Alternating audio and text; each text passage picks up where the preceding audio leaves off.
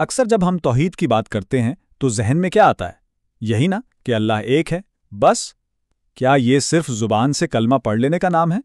آج ہم ذرا گہرائی میں اتریں گے اور توحید کے ان پہلوؤں کو دیکھیں گے جو نظر نہیں آتے لیکن ہمارے ایمان کی اصل جڑ ہیں۔ تو سوال یہی ہے، کیا بس ایک خدا کو مان لینا کافی ہے؟ اور اس کا سیدھا سا جواب ہے نہیں، بالکل نہیں۔ معاملہ اس سے کہیں زیادہ گہرا ہے۔ توحید صرف دماغ سے ماننے والی چیز نہیں ہے، اس کا تعلق ہمارے دل کی حالت سے ہے، ہماری نیتوں کی پاکیزگی سے ہے، اور ہاں، ہماری زندگی کے ہر ایک عمل سے ہے۔ تو چلیں سب سے پہلے دل کی بات کرتے ہیں۔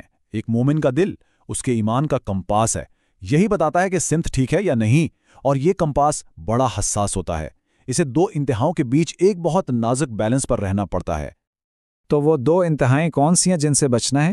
پہلی، اللہ کے پلان سے، اس کے عذاب سے بالکل ہی بے فکر ہو جانا کہ کچھ نہیں ہوتا، اور دوسری انتہا، اس کی رحمت سے مکمل مایوس ہو جانا، یہ سوچنا کہ اب کچھ نہیں ہو سکتا۔ یہ دونوں ہی راستے توحید سے ہٹا دیتے ہیں۔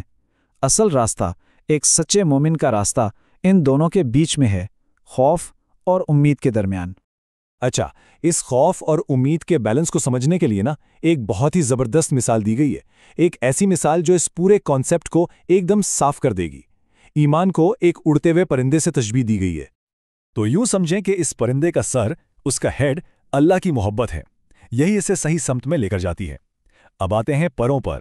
ایک پر ہے اللہ کا خوف جو اسے گناہوں میں گرنے سے بچاتا ہے، اور دوسرا پر ہے اللہ کی رحمت کی امید جو اسے مایوسی سے بچاتا ہے۔ ذرا سوچیں، اگر صرف خوف والا پر ہو تو پرندہ مایوس ہو کر گر جائے گا، اور اگر صرف امید والا پر ہو تو وہ بے پرواہ ہو جائے گا، ہے نا؟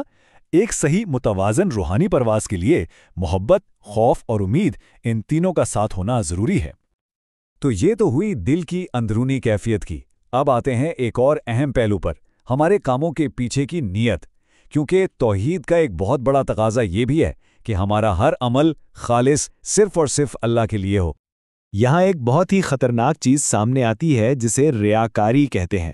ریاکاری کیا ہے؟ سیدھے لفظوں میں دکھاوا۔ کوئی بھی نیک کام جو اللہ کو خوش کرنے کے لیے نہیں بلکہ لوگوں سے تعریف بٹورنے کے لیے کیا جائے، اسے چھپا ہوا شرک کہا گیا ہے۔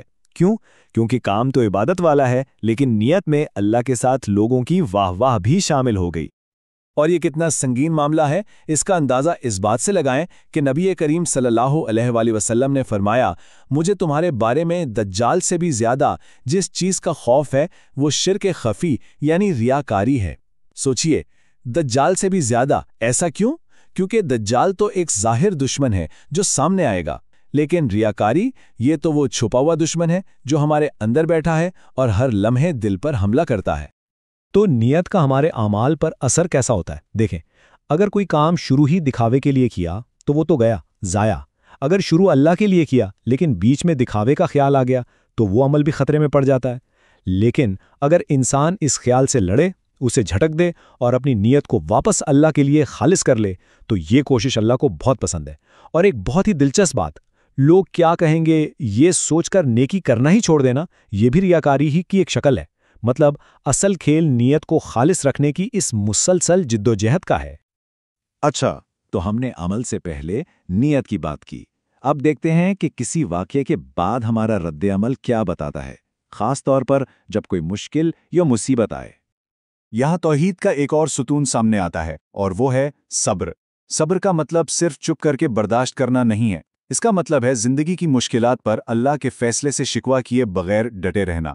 اور یہ صرف مصیبت پر نہیں ہوتا، نیکی پر قائم رہنے کے لیے بھی صبر چاہیے اور گناہ سے بچنے کے لیے بھی۔ تو اگر کوئی تقدیر پر صبر نہیں کر پاتا تو یہ اس بات کی نشانی ہے کہ توحید کی بنیاد میں کہیں نہ کہیں کمزوری ہے۔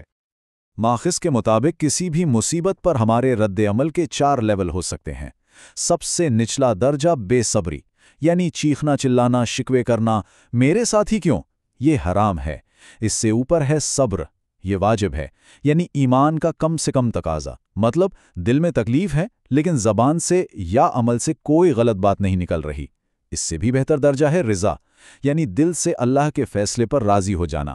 اور سب سے اونچا درجہ وہ ہے شکر کا، جب انسان اس مشکل میں بھی اللہ کی کوئی حکمت دیکھ کر اس کا شکر ادا کرے۔ تو ہم نے دل کی بات کی، نیت کی اور پھر رد عمل کی۔ اب ذرا دائرہ اور بڑا کرتے ہیں۔ ایک موحد کی زندگی میں قانون کون بناتا ہے؟ حتمی اتھارٹی، حاکمیت کس کی ہے؟ توحید کا ایک بہت بڑا بنیادی اصول یہ ہے کہ قانون بنانے کا حق، یعنی یہ طے کرنے کا حق کہ کیا صحیح ہے اور کیا غلط، کیا حلال ہے اور کیا حرام، یہ صرف اور صرف اللہ کا ہے، کوئی اور یہ حق نہیں رکھتا۔ اب یہاں ایک بہت اہم نکتہ سمجھنے والا ہے۔ اگر کوئی شخص، چاہے وہ کوئی عالم ہو، لیڈر ہو یا کوئی ادارہ، اللہ کے بنائے ہوئے قانون کو بدل دے، یعنی حرام کو حلال کر دے یا حلال کو حرام، اور کوئی اسے مان لے، تو یہ اطاعت میں شرک کہلاتا ہے۔ کیوں؟ کیونکہ اس نے قانون سازی کا وہ حق اس انسان کو دے دیا جو صرف اللہ کا تھا۔ اس نے اللہ کے ساتھ کسی اور کو بھی رب مان لیا۔ اس اصول کی بہترین مثال صحابی رسول حضرت ابن عباس رضی اللہ عنہ کے ایک واقعے سے ملتی ہے۔ کچھ لوگوں نے ان کے سامنے نبی کریم صلی اللہ علیہ وسلم کی حدیث کے مقابلے میں حضرت ابو بکر اور حضرت عمر رضی اللہ عنہما کا قول پیش کیا، تو انہوں نے غصے میں فرمایا، قریب ہے کہ تم پر آسمان سے پتھر برسیں، میں کہتا ہوں کہ اللہ کے رسول صلی اللہ علیہ وسلم نے فرمایا اور تم کہتے ہو کہ ابو بکر اور عمر نے کہا۔ بات بالکل صاف ہے، اللہ اور اس کے رسول کے حکم کے آگے کسی اور کی کوئی رائے، کوئی قول، کوئی حیثیت نہیں رکھتا۔ چلیں اب آخری اور 5ویں پہلو کی طرف بڑھتے ہیں۔ یہ اس بارے میں ہے کہ ایک موحد یعنی توحید پر چلنے والا اپنی زندگی کی نعمتوں اور کامیابیوں کو کس کی طرف منسوب کرتا ہے۔ توحید کا سیدھا سا تقاضا یہ ہے کہ ہر اچھی چیز، ہر نعمت، ہر کامیابی کا کریڈٹ اس کے اصل مالک کو دیا جائے، اور وہ کون ہے؟ اللہ۔ تو سوال یہ ہے کہ جب ہمیں کچھ ملتا ہے تو کیا ہم کہتے ہیں کہ یہ میری محنت ہے، یہ میری ذہانت ہے، یا ہم یہ مانتے ہیں کہ اصل دینے والی ذات اللہ کی ہے اور باقی سب صرف ذریعے ہیں؟ اس فرق کو اپنی بول چال میں دیکھیں۔ ایک طریقہ یہ ہے کہ کہا جائے اگر فلاں ڈاکٹر نہ ہوتا تو میں بچتا نہیں، یا اس شخص نے میری جان بچائی۔ یہ انداز شرک کے قریب ہے۔ صحیح توحیدی انداز کیا ہے؟ اللہ نے کرم کیا اور ہمیں بچا لیا، اور اس نے فلاں شخص کو ذریعہ بنا دیا۔ دیکھیں، بات میں بہت معمولی فرق لگتا ہے نا؟ لیکن عقیدے میں زمین آسمان کا فرق ہے۔ ایک میں آپ ذریعے کو ہی سب کچھ مان رہے ہیں، دوسرے میں آپ اصل دینے والے کو مان کر ذریعے کا شکریہ ادا کر رہے ہیں۔ تو خلاصہ کیا نکلا؟